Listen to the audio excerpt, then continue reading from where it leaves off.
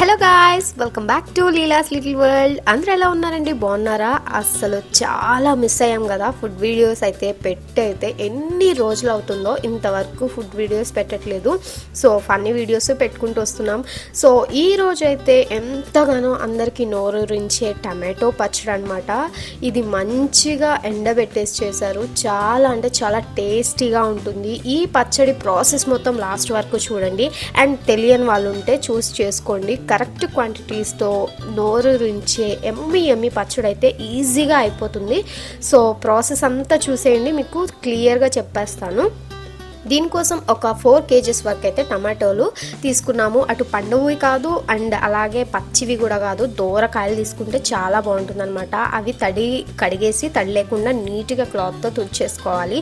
So ఇప్పుడు మీరు చూస్తున్నట్లయితే ఒక ప్లాస్టిక్ జార్ లాంటివి తీసుకొని దాంట్లో కొద్దిగంతా అదే కల్లుప్పు ఉంటారు కదా, కల్లుప్పు వేసేసుకొని ఈ టమాటోలు 4 parts కింద కట్ చేసేసుకొని వేసుకోవాలి. అండ్ బూజు పట్టకుండా ఇప్పుడు వచ్చేసి మనం పసుపును కూడా యాడ్ చేసేసుకున్నాం అనమాట.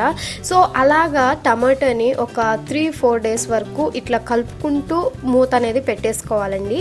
ఆ వాటర్ అనేవి కిందకి రిలీజ్ అవుతూ ఉంటుంది టమాటోలో. సో ఏం చేయాలంటే ఆ ముక్కలన్నీ ఒక గిన్నెకి సపరేట్ చేసేసుకొని ఇవి ఎండబెట్టేసుకోవాలన్నమాట. సో వాటర్ కూడా అట్లనే ఉంచేసుకోవాలి.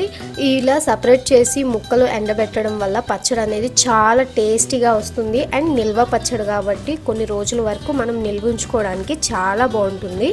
సో ఈ పచ్చడి అందరికీ మ్యాక్సిమం తెలిసే ఉంటుంది. మనం ఇంతకుముందు ఒక పచ్చడి అనేది చూపించాము. అది డైరెక్ట్గా ముక్కలు కోసేసుకొని అందులో ఉప్పు కారం అవన్నీ వేసేసుకొని, సో అది ఒక టైపు పచ్చడి. చూడని వాళ్ళు ఉంటే మన ఛానల్లో ఉంది, ఒక లుక్ వేసేయండి. సో ఈ పచ్చడి వచ్చేసి చక్కగా అవి వాటర్ అనేది సపరేట్ చేసేసుకొని ఈ ముక్కల్ని ఇలా ఎండలో ఎండబెట్టేసుకోవాలన్నమాట. సో దానికోసం చింతపండు వచ్చేసి చూసుకోండి, 4 kgsకి అయితే కేజీకి ఒక 100 grams చొప్పున చింతపండు తీసుకొని ఇప్పుడు మనం రిలీజ్ అయిన వాటర్ ఉన్నాయి కదా, అందులో ఈ చింతపండు అనేది నానబెట్టేసుకుంటున్నాం అనమాట. సో ఇలా నానబెట్టుకోవడం వల్ల ఆ చింతపండు మంచిగా నాని దాంట్లోని గుజ్జు అనేది కొంచెం ఎక్కువ రావడానికి ఉంటుంది.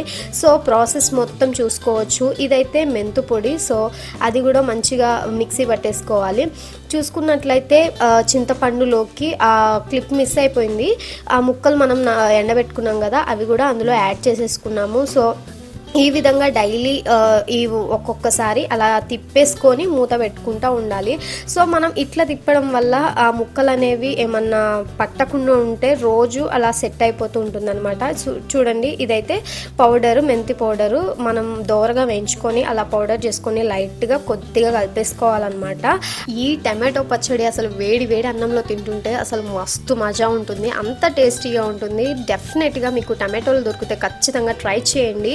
సో మస్ట్ ట్రైడ్ అనమాట ఈ పచ్చడి అనేది. సో ఇప్పుడైతే మనం కారం క్వాంటిటీ ప్రకారం తీసుకోవాలి. అండ్ వెల్లుల్లిపాయలు కూడా దంచి వేసుకుంటే ఆ ఫ్లేవర్ అనేది వేరే లెవెల్లో ఉంటుంది. సో ఇక్కడ మీరు చూసుకున్నట్లయితే మొత్తం కలవడానికి హ్యాండ్ పెట్టేశారు. ఇక మనం గరిటెతో కలిపితే అంతా నీట్గా కలవదు కదా.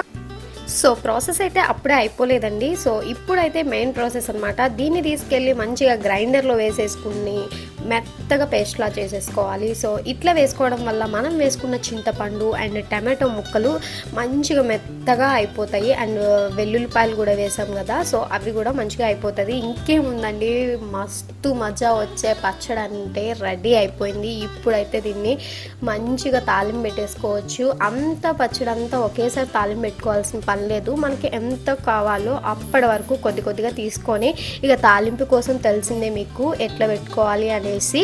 సో అందులో పల్లీలు, తాలింపు గింజలు, కరివేపాకు, ఎండుమిర్చి ఇవన్నీ వేసుకొని కొద్దిగా గిన్నెలోకి తీసుకొని తాలింపు పెట్టుకొని వేడి వేడి అన్నంలో నెయ్యి వేసుకొని తిని చూడండి.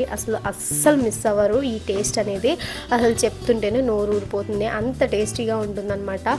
ఈ పల్లీలు కూడా వేసుకోండి, ముద్దకి తగులుతూ ఎంత టేస్టీగా ఉంటుందో.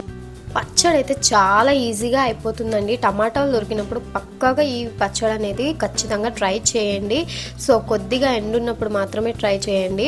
అండ్ ఈ వీడియో వచ్చేసి మేము వర్షాలు పడకముందు తీసిందనమాట. ఇప్పుడు వర్షాలు పడుతున్నాయి అండ్ టమాటాలు కూడా దొరకవు కదా.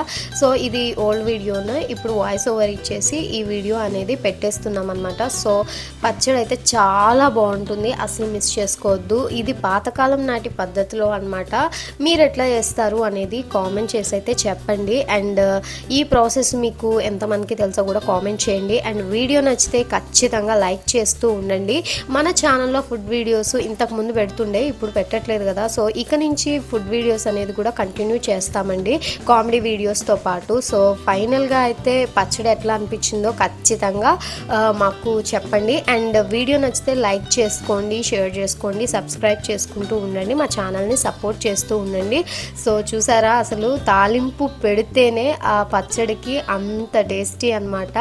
తాలింపు పెట్టే విధానం కూడా ఉంటుంది. తాలింపు అనేది మంచిగా పెట్టుకుంటే అసలు 4 ఇళ్ళకి గుప్ప గుప్ప అని కొడుతుంది. అట్లా పెట్టండి తాలింపు. సో చాలా బాగుంటుంది అనమాట పచ్చడి. సో వెల్లుల్లిపాయలు కూడా దంచి వేసేసుకున్నాం, చూసుకోవచ్చు. వెల్లుల్లిపాయలు కూడా మంచి ఫ్లేవర్ ఉంటుంది.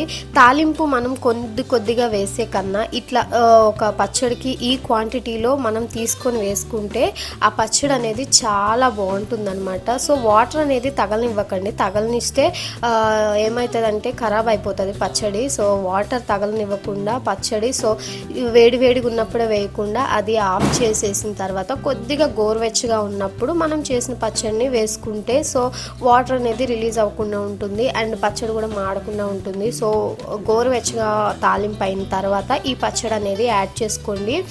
ఈ పచ్చడి పుల్లగా నోటికి చాలా బాగుంటుంది. సో వీడియో నచ్చితే ఖచ్చితంగా లైక్ చేయండి, షేర్ చేయండి, సబ్స్క్రైబ్ మాత్రం